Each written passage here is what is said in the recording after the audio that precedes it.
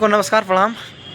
और आज भोजपुरी के सबसे बड़ा star trending star Khesari Yadav ji का एक बहुत ही हाई लेवल सॉन्ग रिलीज हुआ है। जिस सॉन्ग का नाम है रोटी गरम, और ये अभी जस्ट सारेगामा हम भोजपुरी चैनल पर रिलीज हुआ है। और ये डुएट सॉन्ग है, साथ में शिल्पी राज गाई है, और रिलीज आज सुबह 7 बजे सारेगामा हम भोजपुरी चैनल पर रिलीज हुआ है।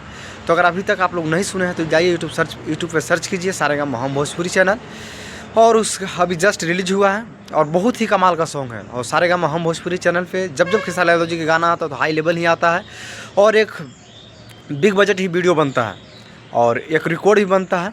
और इस गाने से भी उम्मीद है कि एक बहुत बड़ा रिकॉर्ड कायम करे।